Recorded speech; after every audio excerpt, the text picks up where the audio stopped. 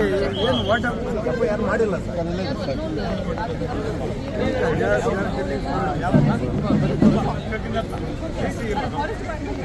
ಬಂದಿದೆ ಅವ್ರು ಫಾರೆಸ್ಟ್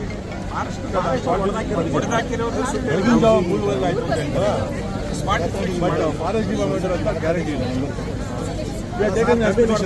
ಅವರೇ ಸರ್ ಎನ್ಕ್ವೈರಿ ಮಾಡ್ತೀವಿ ಸರ್.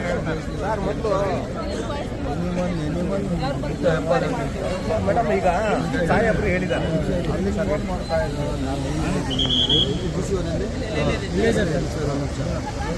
ಸರಿ ಏನು ಹೇಳಿದ್ದೆ, ಯಾವುದೇ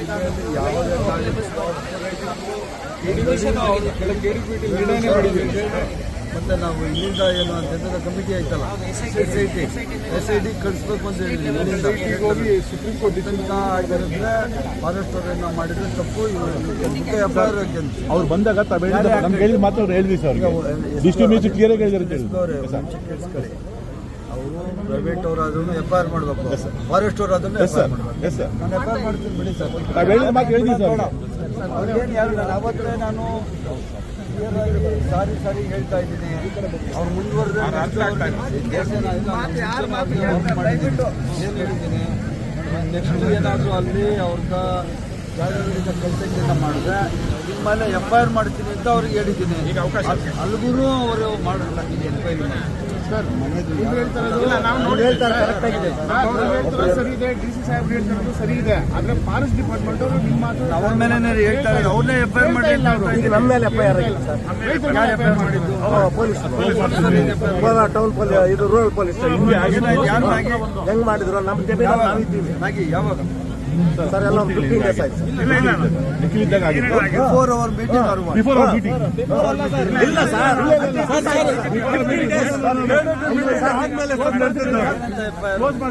ನಮ್ಮ ಜಮೀನಲ್ಲಿ ನಾವಿದ್ದೀವಿ ಸರ್. ನಮ್ಮ 6 ಜನ ಮೇಲೆ ಮಾಡ್ತಾರೆ ಅದು ಅವರು ಸರ್ಕಾರಿ ನೌಕರರೇ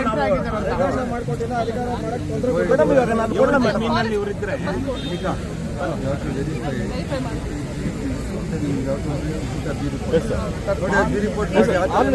ಮಾಡಿದ್ರೆ ಇವರು ಜಾಗದಲ್ಲಿ ಫಾರೆಸ್ಟ್ ಅವ್ರು ಏನಾದ್ರು ಸುಳ್ಳು ಕಂಪ್ಲೇಂಟ್ ಕೊಟ್ಟಿದ್ರೆ ರಿಪೋರ್ಟ್ ಮಾಡಬೇಕಂತ. ಮತ್ತೆ ಇದನ್ನ ಸೀರಿಯಸ್ ಆಗ್ತಾ ಹೋಗ್ಬೇಕು. ತಗೊಂಡು ಏನಾದ್ರು ಫಾರೆಸ್ಟ್ ಅವ್ರು ಹೊಡೆದಿದ್ರೆ ಅವ್ರ ಮೇಲೆ ಡಿಸೆಂಬರ್ 24ನೇ ತಾರೀಕು ಶ್ರೀನಿವಾಸಪುರದಲ್ಲಿ 10 ಜನ ರೈತರ ಮೇಲೆ FIR ಮಾಡಿದ್ದಾರೆ. ಡಿಸೆಂಬರ್ 24ನೇ ತಾರೀಕು KDP ಮೀಟಿಂಗ್ ಆದ್ಮೇಲೆ ಸರ್. ದೊಡ್ಡ ಕಾಲದ ಮೀಟಿಂಗ್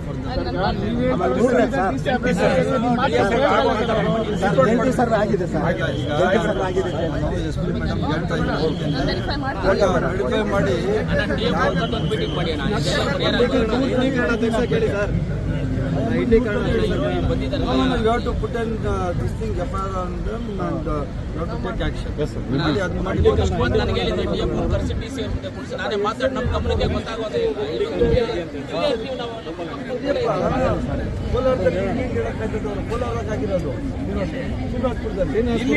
ಇಲ್ಲೂ ಆಗಿದೆ ಸರ್, 2 ಕಡೆನೂ ಆಗಿದೆ ಸರ್. ಇಷ್ಟೇ ನಾನು ಎಮ್ಮನ್ ಹೇಳಿದ್ದೀನಿ SP ಮೇಡಮ್ಗೆ. ಈಚೆವರು ಇಲ್ಲೇ ಇದ್ದಾರೆ, ಯಾವುದು ಜಮೀನು ಈಗ ಅವ್ರೇನಾದರೂ ಸಪೋಸ್ ನಿಮ್ಮ ಮೇಲೆ ದಬ್ಬಾಳಿಕೆ ಮಾಡಿದ್ರೆ ನಿನ್ನೆ ಮಾಡಿ ಕಂಪ್ಲೇಂಟ್ ಕೊಡಿ, ಅವ್ರ ಮೇಲೆ ಒಂದು FIR ಮಾಡಿ. ಮಾಡಿ ಮೇಡಮ್.